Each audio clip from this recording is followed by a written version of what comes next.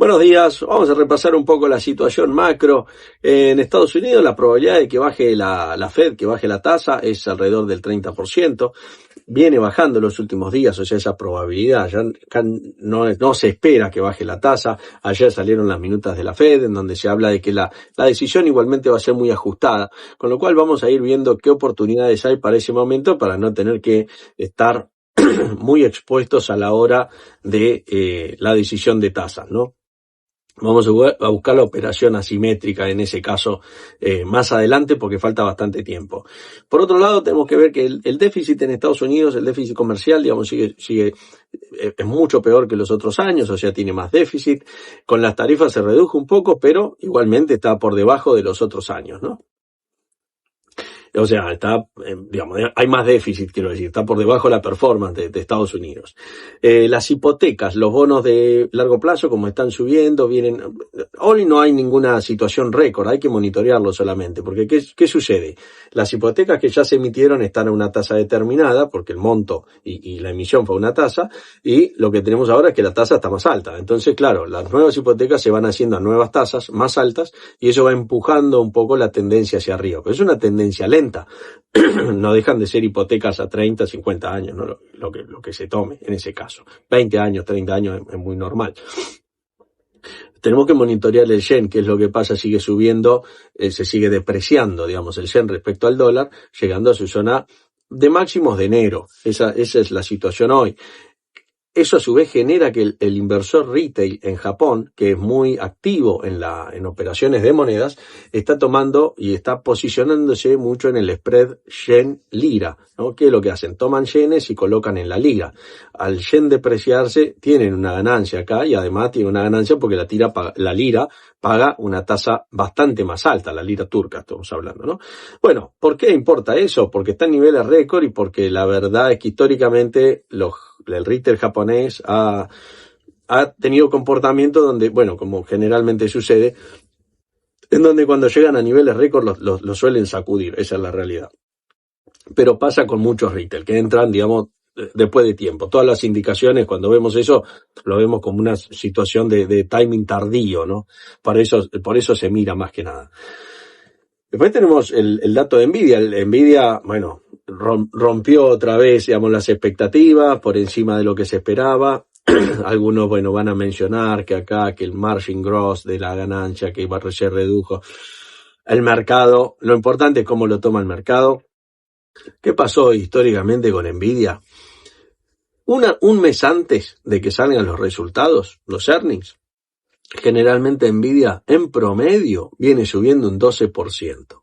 Pero una semana después de los earnings, de los buenos earnings que viene teniendo, porque este no es el primer earning que tiene que supera expectativas, sino que hace años que lo viene haciendo, si no me equivoco, el promedio es que termina bajando 1.3%, una semana después. Y si miramos un mes después, sube en promedio 5%. O sea que estos datos estadísticos, que no son ni más ni menos que una estadística pasada, ¿no?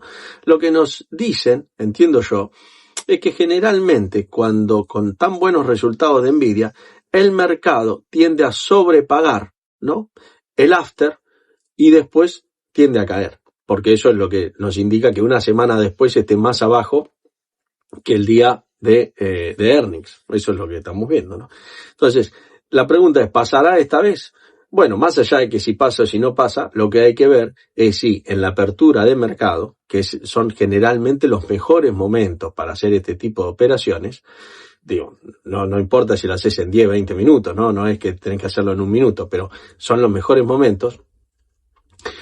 Si hay alguna alternativa asimétrica en donde uno, por ejemplo, se pueda posicionar levemente bajista o lateral de acá a una semana, porque la estadística nos dice eso. Para el que cree que la estadística se puede repetir, para el que cree que esta vez es diferente, bueno, no tiene que hacer ese trade, simplemente eso. Viendo es que, por ejemplo, sectores como real estate están en niveles mínimos desde mayo, o sea, están en los niveles de mayo, mientras que el índice claramente no está en los niveles de mayo, ¿no? Sigue bastante fuerte. Y hay algo interesante también a tener en cuenta. Vieron que hay un relato que dice que bueno, que también, que estamos en una burbuja y demás. O sea, yo lo tomo y lo ponemos bajo análisis. Si miramos el precio del Standard & Poor's en base a qué ha subido, y decimos, bueno, a ver, los índices pueden subir por earnings per share, o sea, por las ganancias que tuvieron los balances de las empresas, o pueden estar subiendo por el forward price earning, o sea, por lo que se cree que va a subir. Entonces ahí es donde decimos, che, acá hay una burbuja, porque mirá, este índice está inflado por la expectativa. Si analizamos eso en el índice, lo que vamos a ver es que mayoritariamente se debe a las ganancias de las empresas y no tanto a la expectativa de nuevas ganancias. Hablo del índice en general, ¿no? El índice, en términos, cuando me refiero al índice en general, me refiero en términos de el que tiene la misma ponderación, no al Standard & Poor's, en donde me van a decir, sí, claro, pero Nvidia tiene 50%, el 20%, entonces, lógicamente, que no, estamos hablando del mismo ponderación para ser claros. Otra cosa que hay que tener en cuenta y a seguir de cerca, que es lo que yo mencionaba en estos días, que es el crédito. El crédito, si miramos lo que está pasando con los high yield, vemos que está subiendo. ¿Cuánto subió? 40 basis desde el mínimo de septiembre. O sea, estaba en 280 basis, hoy está en 320. ¿Eso es una situación crítica? No, es algo a monitorear, simplemente eso. Cuando vemos que esto empieza a subir o que sigue subiendo, eso en algún momento el mercado se va a dar vuelta y va a tender a llevarlo a precios. Hay que ver todavía, pero eso es algo que hay que monitorear, me parece. Por otro lado, lo que tenemos son los inventarios de crudo, están en niveles mínimos, hacía unos días que no se sabía dónde estábamos parados, pero ahora están en niveles mínimos y eso generó una leve suba, después de una baja en el crudo. En la gasolina también hay niveles mínimos y etanol lo mismo. En la gasolina y en el crudo se puede hacer una operación. Yo en algún momento la había mostrado cuando tenía un newsletter, que ya no lo hicimos más porque era por 20 semanas, pero ahí habíamos explicado cómo se hacía el crack spread en el crudo con la gasolina. Y bueno, ese es un spread a tener en cuenta porque justamente captura los movimientos relativos de los productos dentro del crudo. Todos sabemos que el crudo es la materia prima, digamos, de ahí lo que se hace es el crack, digamos, y salen los subproductos. Cuando hay diferencias relativas entre estos productos se puede operar, ¿no? Y uno de ellos es la materia prima contra los destilados, digamos. ¿Qué más tenemos? Una encuesta que nos dice que los inversores no están viendo el oro por encima de 5.000 para el fin del 26. O sea, están esperando que cotice entre 4.000 y 4.500.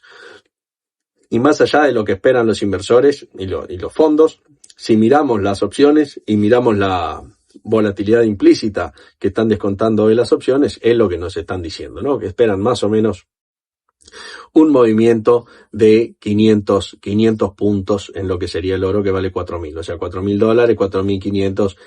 Las opciones nos dan un rango entre 4.500 y 3.500. Los gestores de fondo lo ven más hacia arriba que hacia abajo, pero bueno, las opciones no nos dicen para dónde va, sino que nos dicen la amplitud del movimiento, ¿no?, que puede tener. Algo a tener en cuenta también es que Bitcoin tuvo los mayores outflows, o sea, fondos salientes de Bitcoin de los últimos días, o sea, creo que el día mayor fue ayer, si no me equivoco, con lo cual estamos viendo podemos estar viendo lo que se llama una capitulación, o sea que los largos son liquidados o salen o se cansan, como le quieras poner, están saliendo del mercado y generalmente son los que indican que hay un piso de mercado.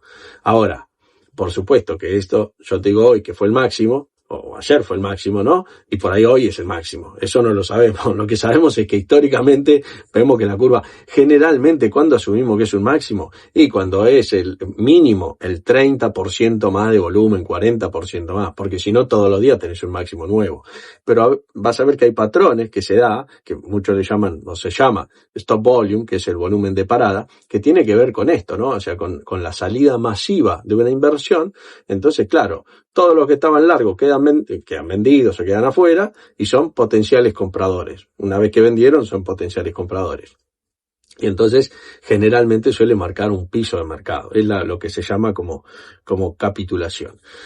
Y antes de cerrar, te comento un poco cómo pienso o qué operaciones cerré. Bueno, ayer cerré la mayoría de las operaciones, me quedé con muy pocas, entre ellas unos puts de Nvidia, algo en el VIX, una operación en el Standard & Poor's, en donde, bueno, la verdad que una operación es el doble ratio, que no lo gestioné, o sea, que no lo gestioné, no hice nada, en realidad no lo roleé en ningún momento, porque lo que veo y que mencioné ya en otros videos es que hacia cualquiera de los dos lados me genera mayor ganancia, con lo cual no tenía mucho sentido moverme. Y eso me genera una cobertura natural contra la pérdida de los puts de Nvidia y viceversa. Tema 1. Yo tenía puts de Nvidia, ¿no? El día lunes. Luego vendí la mitad, me quedé con unos puts en donde uno puede decir, bueno, pero es un free ride y es gratis, porque es con la del mercado. Eso es una cosa es un error. Vamos a ponerlo así. Está bien decirlo porque es una explicación de cómo viene un poco la línea de pensamiento. Pero ojo con eso porque es muy engañoso. Es decir, ayer al cierre, vos tenés una ganancia no realizada. Y tu decisión es jugarla. Entonces no es que, no, bueno, estoy jugando con la de mercado. No, no es la de mercado, es la tuya. O sea, es la tuya que está no realizada. Tocas un botón que dice sell y es tuya y está en el bolso. Ahora vos tomás una decisión que es jugarla. Eso es muy importante, sobre todo a la hora de tener estrategias y demás, en donde uno siente que ya está en el baile y bueno, ya estoy, ¿qué voy a hacer? No, es una decisión consciente día a día o momento a momento en donde vos decidís poner ese dinero en juego. Entonces, eso es importante, digamos, más allá después del discurso, como uno lo explique, porque se entiende que escucha ese operador y entiende lo que estamos hablando, no hay que confundirse, ¿no? Una cosa con la otra.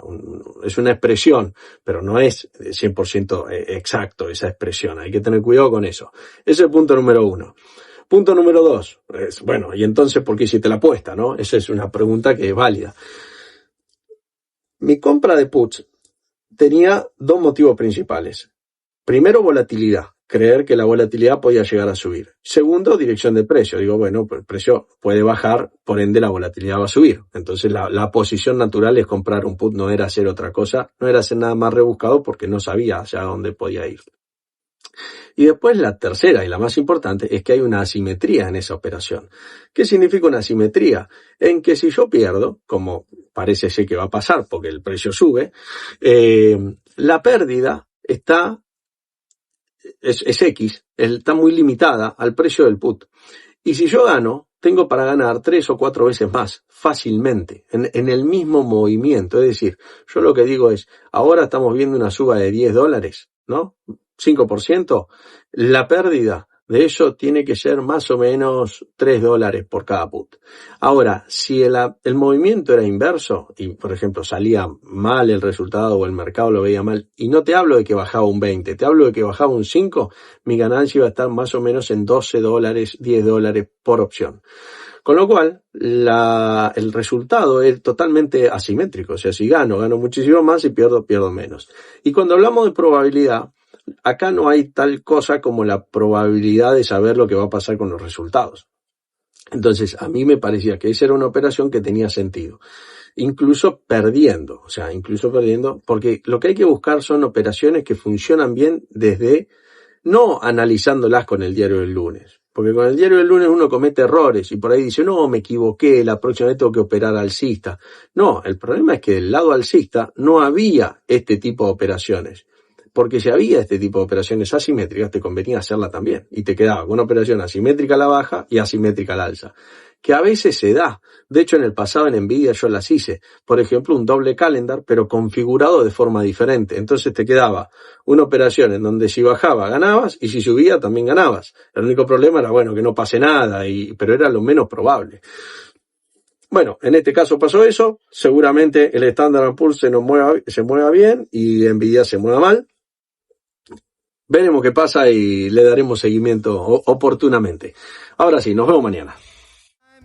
To the moon, let me play among the stars, and let me see what spring is like on